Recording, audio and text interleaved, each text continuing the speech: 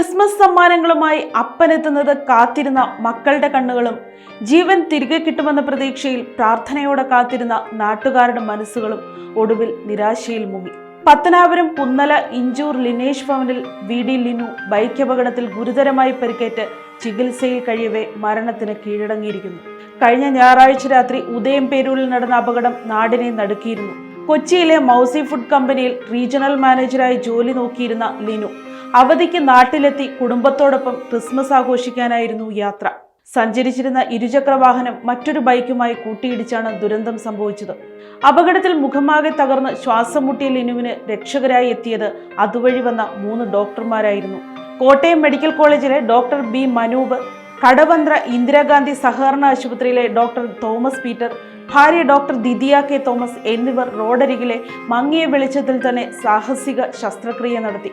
നാട്ടുകാർ എത്തിച്ച ബ്ലേഡ് ഉപയോഗിച്ച് കഴുത്തിൽ മുറിവുണ്ടാക്കി പ്ലാസ്റ്റിക് സ്ട്രോ കടത്തി ശ്വസനം വീണ്ടെടുക്കാൻ ശ്രമിച്ചു. ജീവൻ തിരികെ കിട്ടുമെന്ന പ്രതീക്ഷയിൽ നാട്ടുകാർ പ്രാർത്ഥിച്ചെങ്കിലും ഒടുവിൽ മരണം വഴിമാറി.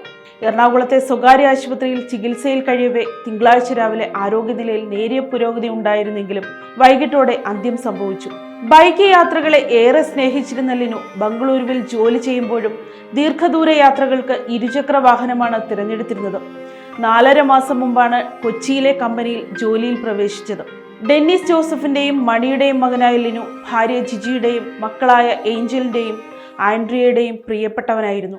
പോസ്റ്റ്മോർട്ടം നടപടികൾക്ക് ശേഷം മൃതദേഹം ബുധനാഴ്ച ഉച്ചയ്ക്ക് 12-ന് പത്രാപുരം ചാച്ചിപ്പുന്ന ശാലേം മർത്തോമ പള്ളിയിൽ നടക്കും.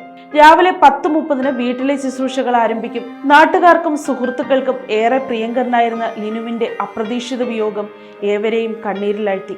സമ്മാനപ്പൊതികളുമായി എത്തുന്ന അച്ഛനെ കാത്തിരുന്ന ഏഞ്ചലിന്റെയും ആൻഡ്രിയയുടെയും കണ്ണീരിൽ കുതിർന്ന മുഖം നാടിന്റെ ഹൃദയത്തിൽ ഒരിക്കലും മായാത്ത വേദനയായി മാറിയിരിക്കുന്നു.